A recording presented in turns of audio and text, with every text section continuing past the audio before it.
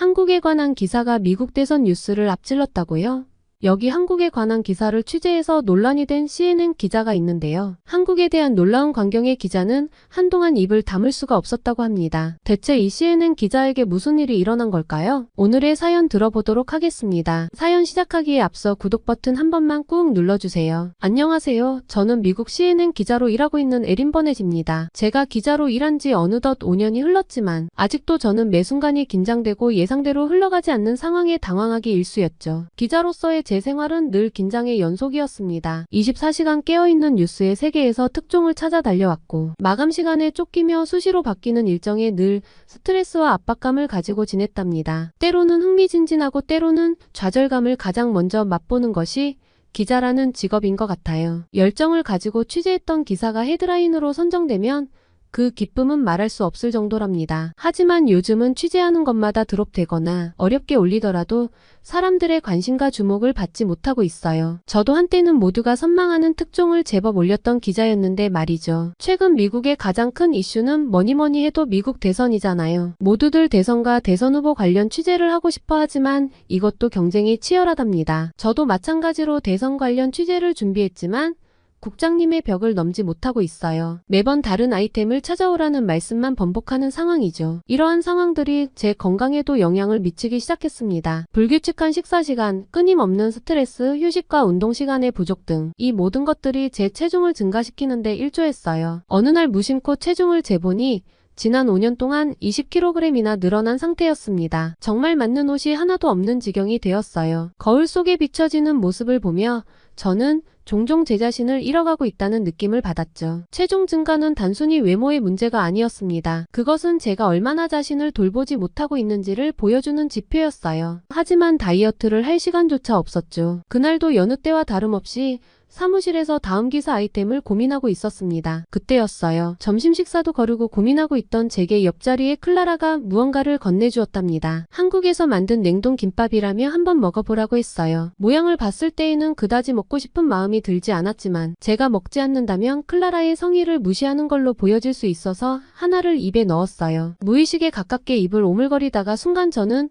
두 눈이 휘둥그레지고 말았답니다. 보기와는 다르게 너무 맛있는 거예요. 김으로 감싸여 있었지만 밥과 야채들이 조화롭게 들어있어서 영양과 맛에서 뒤지지 않았죠. 제가 이렇게 맛있는 걸 도대체 어디서 난 거냐고 다그쳐 물었죠. 클라라는 어깨를 으쓱하더니 제게 김밥을 구입한 무용담을 늘어놨습니다. 장을 보러 마트에 갔더니 냉동김밥이라고 써있는 제품 판매대 앞에서 이걸 사기 위해 사람들이 길게 줄을 서 있더래요. 호기심에 줄을 서봤지만 첫날은 실패했다고 했어요. 두 번째는 다른 사람보다 일찍 가서 줄을 서서 힘겹게 구매에 성공했다고 했습니다. 한국에서 만들어 수출하는 제품인데 신선도 문제로 냉동으로 만든다는 거예요. 클라라의 말로는 요즘 미국에서 이 김밥이 인기 검색어에서 햄버거를 제치고 있다고 했어요. 그 순간 뭔가가 번뜩 스쳐 지나갔습니다. 그런데 이게 한국에서 만든 거라고? 곧바로 컴퓨터 앞에 앉아 한국 문화를 검색했고 최근 6개월간 미국 내 한국 문화 관련 검색량이 200% 이상 증가했다는 사실을 확인했어요. 저의 다음 기사의 방향을 잡았다는 느낌이 왔습니다. 이에 확신을 가지고 더 많은 자료들을 찾아보기 시작했죠. 미국에서의 한류 관련 기사는 어렵지 않게 찾아볼 수 있었답니다. K-팝, K-드라마, K-뷰티, K-푸드 등 다양했어요. 미국 내에서 한류 팬덤은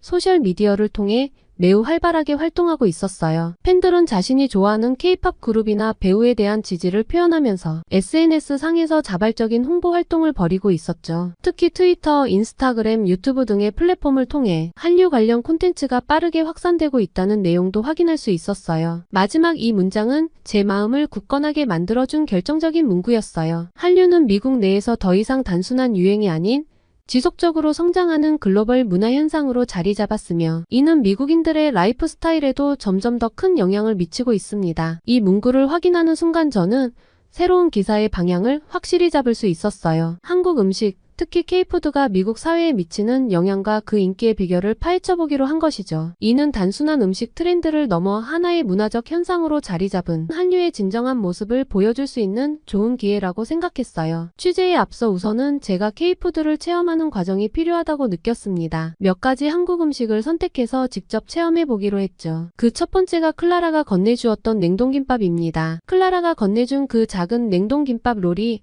제 호기심을 자극하고 나서 저는 직접 김밥을 구매해 보기로 했답니다. 제가 집 근처의 마트를 열심히 검색하고 있는 모습을 보더니 여동생 로즈가 끼어들었어요. 로즈는 부모님의 늦둥이로 태어나 귀여움과 사랑을 온전히 받고 자라서인지 때로는 예의가 좀 없는 편이랍니다. 당연히 저와는 나이 차이도 꽤 있어요. 로즈가 끼어든다는 것은 제가 곧 귀찮아질 예정이라는 뜻이에요. 로즈는 냉동김밥이라는 단어를 보자마자 제게 보여줄 것이 있다고 흥분하고 있었죠. 왜 저렇게 오버하지라는 생각으로 로즈의 핸드폰을 본 순간 제 두 눈이 휘둥그레졌어요. 로즈가 흥분하며 제게 보여준 영상은 뉴욕의 한인 초등학생 에이버리의 김밥 영상이었습니다. 이 영상은 8개월 동안 조회수가 무려 700만 회 이상이었고 좋아요 클릭수가 50만 회 가까이 이르면서 폭발적인 인기를 누리고 있었죠. 이 사실에 저는 경악하지 않을 수 없었습니다. 영상 자체는 굉장히 단순하고 짧은 영상이었어요. 하지만 소재가 한국의 김밥이라는 점이 달랐죠. 에이버리는 점심시간에 자신이 준비해온 밥과 재료를 김에 싸먹는 모습을 보여줬어요. 영상에서 에이버리는 이걸로 한국 음식 김밥을 만들 거예요 라고 말한 뒤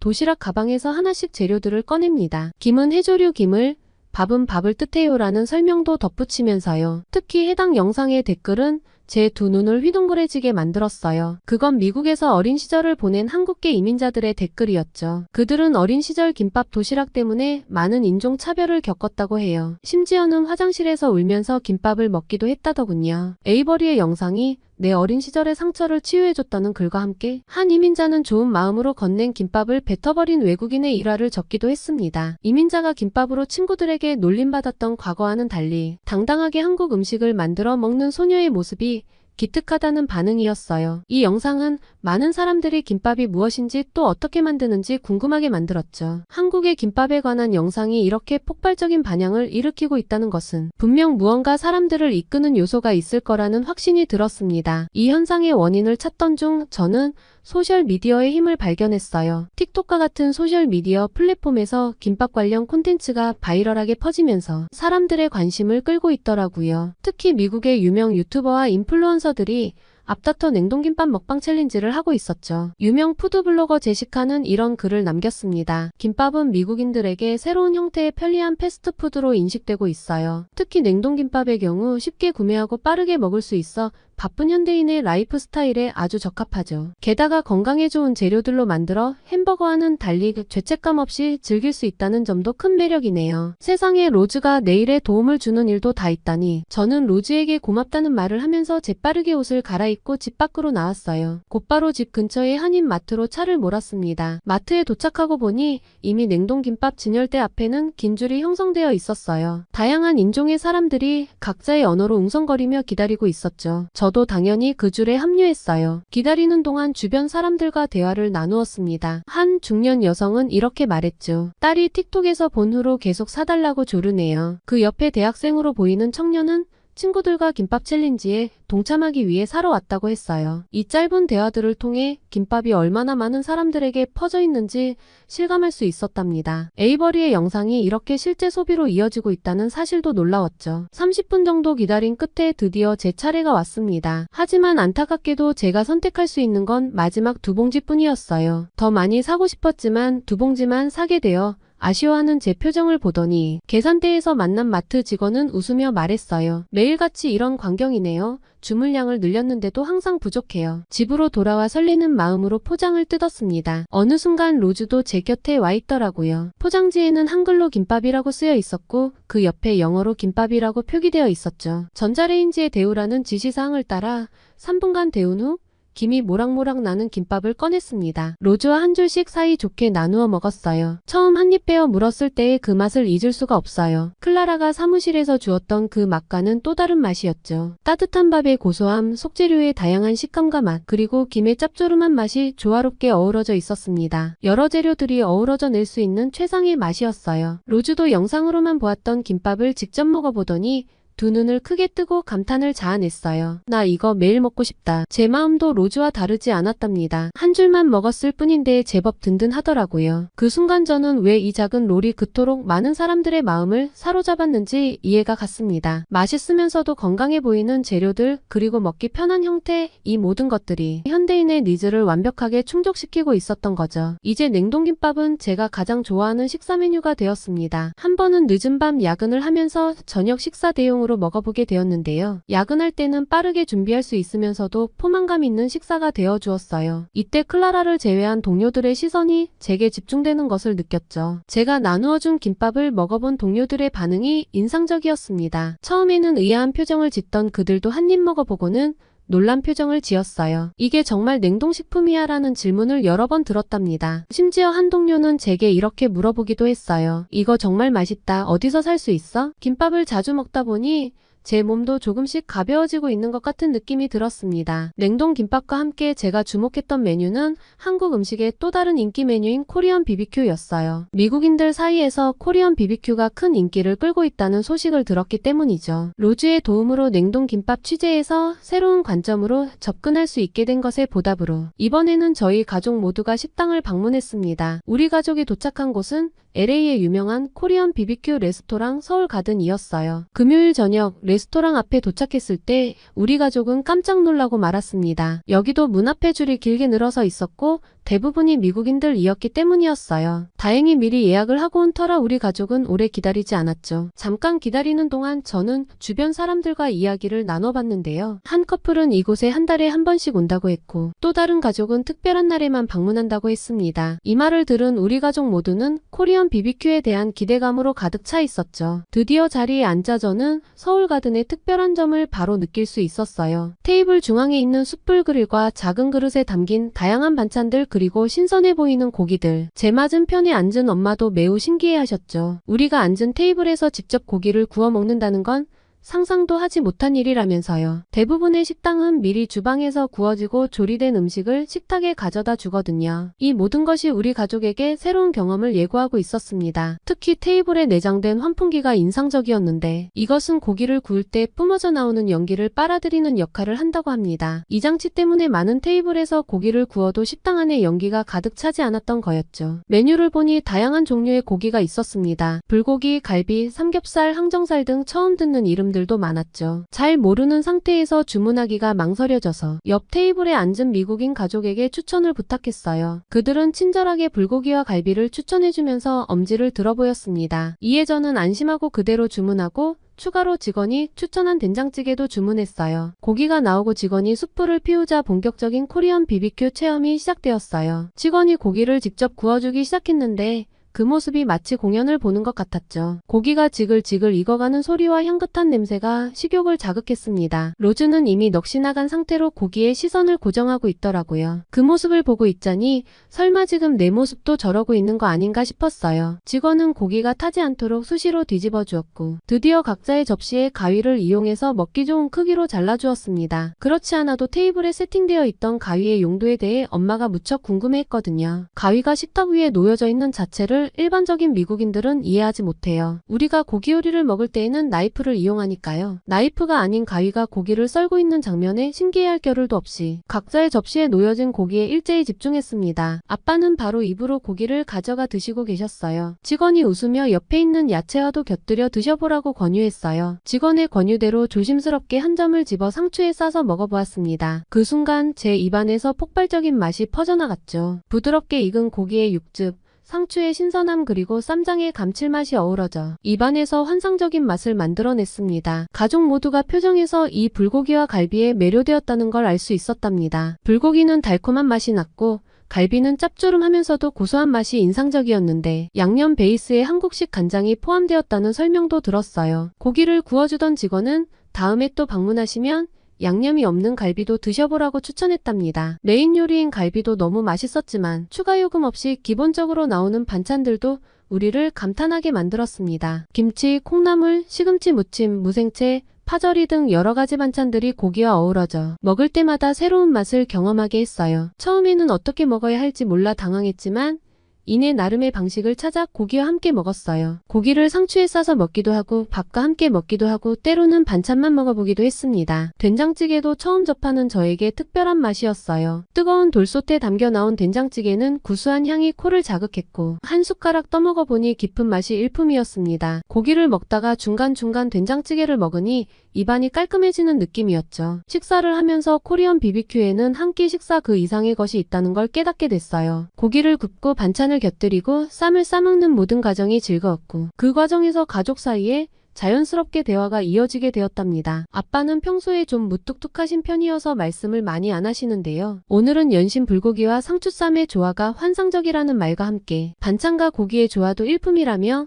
고기만 먹고 있던 로즈와 끊임없이 대화하고 계셨죠. 더 놀라운 건 주위를 둘러보던 아빠가 다른 테이블에 있는 소주를 발견하고는 우리도 주문해보자고 하신 거였어요. 주문을 위해 손을 가볍게 들었는데 직원들이 바쁜지 한참이 지나도 오지 않는 거예요. 그러다 테이블 가장자리 부분에 있는 동그란 벨을 발견했답니다. 벨 표면에는 콜이라는 글자가 써 있었어요. 호기심에 눌러봤는데 벨소리가 나면서 우리 테이블 번호가 가게 앞면에 있는 화면에 뜨는 거예요. 저는 소주라는 한국 전통술을 주문해봤습니다. 아빠와 한 잔씩 따라서 마셔봤는데 처음 마셔보는 소주의 맛은 꽤나 강렬했어요. 하지만 고기와 함께 먹으니 묘하게 어울렸습니다. 직원은 소주를 마실 때 짠하고 건배를 하는 것이 한국의 문화라고 알려주었고 저는 아빠와 함께 짠을 외치며 소주의 매력에 빠져들고 말았죠. 오늘의 저녁 식사는 저와 우리 가족에게 색다른 경험을 하게 했습니다. 취재를 목적으로 접근했던 코리안 BBQ가 우리 가족의 화합을 이끌어 주었고 저에게는 취재에 대한 자신감과 함께 앞으로 제 식단을 어떻게 구성해야 할지 알려주었죠. 저는 곧바로 제가 경험했던 냉동김밥과 코리안 BBQ의 내용에 보강 취재를 시작했습니다. 취재를 시작하고 얼마 뒤 저는 거울 속 제 모습에 놀라지 않을 수 없었습니다. 스트레스와 불규칙한 식습관으로 인해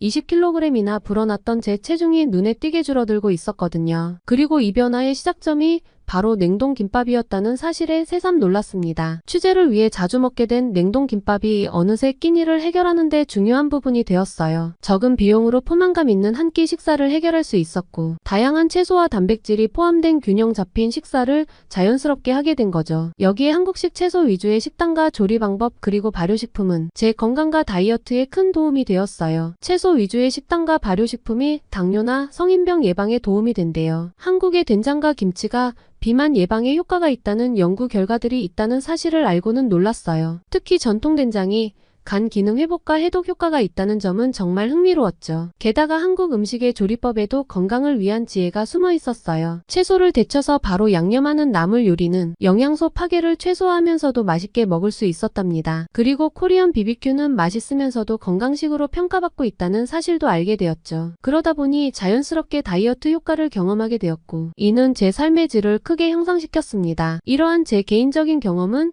취재의 방향과도 맞아들어갔어요. 최근 들어 미국에서는 비만이 심각한 사회적 문제로 대두되고 있습니다. 건강에 대한 관심이 고조되면서 웰빙 음식에 대한 선호도가 갈수록 높아지고 있는 분위기거든요. 그동안 미국인들의 입맛을 사로잡아왔던 기름진 중국 음식보다는 담백하고 신선한 채소를 사용하는 한국 음식이 점차 미국인들 사이에서 주목받기 시작했습니다. 저 역시 취재를 통해 한국 음식의 건강상 이점에 대해 깊이 알게 되었죠. 취재를 마무리하며 저는 이 모든 내용을 담은 기사를 작성하기 시작했어요. K푸드의 맛과 편리성 그리고 건강상의 이점을 균형 있게 다루려 노력했죠. 그리고 제 개인적인 경험도 솔직하게 담았습니다. 그리고 마침내 미국인들의 관심과 일상에 자리 잡은 한국의 음식을 바탕으로 미국인을 열광하게 하는 한식이라는 타이틀로 특집 기사를 작성했죠. 이 기사는 국장님의 높은 벽을 넘어 방송되었고 많은 사람들의 사랑과 호응을 이끌어낸 방송이 되었어요. 그리고 놀랍게도 이 방송은 미국 대선 후보 관련 기사의 시청률을 뛰어넘는 엄청난 반응을 일으켰습니다. 미국인들은 공화당 후보자보다는 자신의 건강에 대한 관심이 더 컸던 모양입니다. 많은 독자들이 건강에 대한 공감의 메시지를 보내왔고 한국 음식에 대해 더 알고 싶다는 요청도 쇄도했어요. 이를 통해 저는 예전의 명성을 되찾게 되었습니다. 그리고 많은 사람들의 호응에 힘입어 한국의 건강식에 대한 후속 기사를 준비하게 되었어요. 저에게 취재 아이템을 생각나게 해준 클라라와 저는 후속 취재를 목적으로 진짜 한국에 가게 되었다는 소식과 함께 제 사연 마무리할게요. 긴 사연 읽어주셔서 감사합니다. 그리고 한국 음식 고마워요. 우연한 기회에 먹어본 냉동김밥으로 예전의 명성과 건강까지 되찾게 된 CNN 기자 에린의 사연 어떠셨나요? 그녀가 한국에 직접 온다면 더 많은 한국의 매력을 알게 될 거라 믿어요. 취재차 방문하는 에린과 클라라에게 꼭 추천하고 싶은 한국 음식을 댓글로 남겨주세요. 오늘의 사연이 마음에 드셨다면 구독과 좋아요, 알림 설정 부탁드립니다. 여러분의 구독과 좋아요는 더 좋은 영상을 제작하는 데 큰 힘이 됩니다. 지금까지 감동적인 사연을 소개하는 감동 더하기였습니다. 오늘도 행복한 하루 되세요.